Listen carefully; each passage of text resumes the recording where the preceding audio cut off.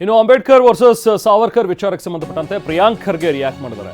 ಅಂಬೇಡ್ಕರ್ ಸೋಲಿಗೆ ಸಾವರ್ಕರ್ ಕಾರಣ ಅನ್ನುವಂಥ ಒಂದು ವಿಚಾರ ಏನಿತ್ತಲ್ಲ, ಇದಕ್ಕೆ ಸಂಬಂಧಪಟ್ಟಂತೆ ಮಾತನಾಡ್ತಾ ಬಿಜೆಪಿ ನಾಯಕರಿಗೆ ಅವರ ಇತಿಹಾಸನೇ ಗೊತ್ತಿಲ್ಲ, ಇನ್ನು ಅಂಬೇಡ್ಕರ್ ಇತಿಹಾಸ ಎಲ್ಲಿ ಗೊತ್ತಿರುತ್ತೆ ಅಂಥೇಳಿ ಬೆಂಗಳೂರಿನಲ್ಲಿ ಟಿವಿ9ಗೆ ಸಚಿವ ಪ್ರಿಯಾಂಕ್ ಖರ್ಗೆ ಹೇಳಿಕೆ ನೀಡಿದ್ದಾರೆ.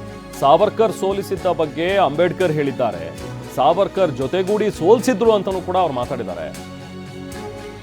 ಇದೇನು ಎಐ ಸೃಷ್ಟಿ ಮಾಡಿರೋದಾ, ದಾಖಲೆ ಸೃಷ್ಟಿಸಲು ಆಗತ್ತಾ ಅಂತ ಹೇಳಿ ಪ್ರಶ್ನೆ ಮಾಡಿದ್ದಾರೆ. ಪ್ರಿಯಾಂಕ್ ಖರ್ಗೆ ಅವ್ರ ಜೊತೆಗೆ ನಾವು ಪ್ರತಿನಿಧಿ ಅನಿಲ್ ಮಾತಾಡ್ಸಿದ್ದಾರೆ. ಬನ್ನಿ ನೋಡಿ. ಅಂಬೇಡ್ಕರ್ ಸೋಲಿಗೆ ಸಾವರ್ಕರ್ ಕಾಣೋ ವಿಚಾರವಾಗಿ ನಿನ್ನೆ ಸದನ ಕೂಡ ಸಾಕಷ್ಟು ಚರ್ಚೆ ಆಗ್ತಿದೆ. ಇದಕ್ಕೆ ಪೂರಕವಾದ ದಾಖಲೆಗಳನ್ನ ಸಚಿವ ಪ್ರಿಯಾಂಕ್ ಖರ್ಗೆ ಕೂಡ ಟ್ವೀಟ್ ಮೂಲಕ ಕೊಟ್ಟಿರುವಂತೆ ಇವಾಗ ಮಾತುಗಳ ಜೊತೆ ಪ್ರಿಯಾಂಕ್ ಖರ್ಗೆ ಮಾತನಾಡ್ತಾ ಹೋಗ್ತೇನೆ.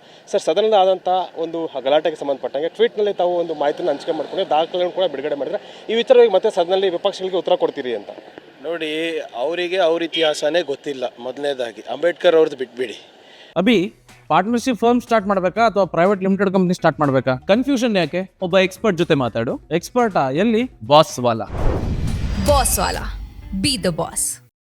ನಿನ್ನೆ ಏನಂತ ಹೇಳಿದ್ರು, ಕಾಂಗ್ರೆಸ್ ಅವರು ಅಂಬೇಡ್ಕರ್ ಅವ್ರಿಗೆ ಸೋಲಿಸಿದಾರೆ ಅಂತ. ಏನೇ ಇರ್ಬೋದು, ಪೊಲಿಟಿಕಲ್ ಪಾರ್ಟೀಸು ಬೇರೆ ಬೇರೆದಿತ್ತು, ಅವೆಲ್ಲ ಇತಿಹಾಸ, ಅದೇನು ನಾವು ತಿರ್ಚೋಕ್ಕಾಗಲ್ಲ, ಅವರು ಮಾಡಲಿಕ್ಕಾಗಲ್ಲ. ಭಾಳ ಸ್ಪಷ್ಟವಾಗಿ ಡಾಕ್ಟರ್ ಬಾಬಾ ಸಾಹೇಬ್ ಅಂಬೇಡ್ಕರ್ ಅವರು ಅವರ ಸ್ನೇಹಿತರಿಗೆ ಒಂದು ಪತ್ರ ಬರೀತಾರೆ ಜನವರಿ 18, 1952 ಏನಂತ ಬರೀತಾರೆ, ದಾಂಗೆ ಅನ್ನೋರು ಮತ್ತು ಸಾವರ್ಕರ್ ಅವರು ಸೇರಿ ನನಗೆ ಏನೋ ಸೋಲಿಸುವ ಸಂಚು ಮಾಡಿದರು. ನಂದು ವಿಚಾರ ಏನಿತ್ತು, ಪ್ರಪೋಸಲ್ಲು ಪಾರ್ಟಿಷನ್ಗೋಸ್ಕರ ಅಥವಾ ಕಾಶ್ಮೀರ ಬಗ್ಗೆ ಏನು ವಿಚಾರ ಆಯಿತು ಅದನ್ನು ಮುಂದಿಟ್ಕೊಂಡು ಇವರು ಸೋಲಿಸ್ಲಿಕ್ಕೆ ಸಂಚು ಮಾಡಿದರು, ಸೋಲಿಸಿದ್ರು ಕೂಡ ಅಂತ ಬರೆದಿದ್ದಾರೆ. ಅದು ಅವ್ರ ಕೈ ಬರಹ ಅಲ್ವಾ? ಏನು ನಾವು ಸೃಷ್ಟಿ ಮಾಡಿರೋ ದಾಖಲೆಗಳ ಅಥವಾ AI ಜನರೇಟ್ ಆಗಿರೋದ? ಅದು ಫಸ್ಟ್ ಅವ್ರ ಇತಿಹಾಸ ತಿಳ್ಕೊಳ್ಳಿ. ನಾನು ಹೇಳ್ತಾ ಇಲ್ವಾ, ಅವ್ರ ಇತಿಹಾಸನೇ ಅವ್ರಿಗೆ ಗೊತ್ತಿಲ್ಲ. ಕಾಂಗ್ರೆಸ್ನವರು ಏನು ಮಾಡಿದ್ದಾರೆ, ಬಾಬಾ ಸಾಹೇಬ್ ಅಂಬೇಡ್ಕರ್ ಅವರಿಗೆ ನಮಗೆ ಗೊತ್ತಿದೆ. ಬಾಬಾ ಸಾಹೇಬ್ ಅಂಬೇಡ್ಕರ್ ಅವರು ಕಾಂಗ್ರೆಸ್ ಏನು ಮಾಡಿದೆ ಅಂದ್ಬಿಟ್ಟು ಒಂದು ಪುಸ್ತಕನೇ ಬರೆದಿದ್ದಾರೆ ನಮ್ಮ ವಿರುದ್ಧ. ಅದೆಲ್ಲನೂ ಸಮರ್ಥನೆಯೂ ಮಾಡ್ಕೊಂಡ್ಬಿಟ್ಟು ನಾವು ಅವರ ತತ್ವವನ್ನು ನಾವು ಅಳವಡಿಸ್ಕೊಂಡಿದ್ದೀವಿ. ಇವ್ರೇನು ಮಾಡಿದ್ದಾರೆ, ಇನ್ನೂ ಕೂಡ ಇವರು ಅಂಬೇಡ್ಕರ್ ಅವ್ರ ಫೋಟೋ ಇಡ್ಲಿಕ್ಕೆ ತಯಾರಿಲ್ಲ RSS ಕಚೇರಿಗಳಲ್ಲಿ.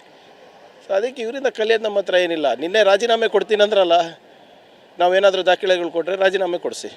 ಈಗ ದಲಿತ ದ್ರೋಹಿ ಅನ್ನೋ ಒಂದು ಪದವನ್ನು ಕೂಡ ಬಳಕೆ ಮಾಡ್ಕೊಳ್ತಾರೆ. ಸದನ ಕೂಡ ಅದೇ ವಿಚಾರ ಪ್ರಸ್ತಾಪ ಮಾಡಿದ್ರು. ಈ ವಿಚಾರವಾಗಿ ಯಾವ ರೀತಿ ಕೌಂಟರ್ ಕೊಡ್ತೀರಿ ಬಿಜೆಪಿಗೆ ಅಂತ? ಯಾರು ದಲಿತ ದ್ರೋಹಿ ಅಂತೆ? BJP ಅವರಲ್ವಾ? ಹೇಗೆ ದಲಿತ ದ್ರೋಹಿ? 24.1% SCP TSP ಫಂಡ್ ಮೀಸಲಾತಿ ತಂದಿದ್ದು ನಾವೇ ಅಲ್ವಾ? ರಿಸರ್ವೇಷನ್ ತಂದಿದ್ದು ನಾವೇ ಅಲ್ಲ?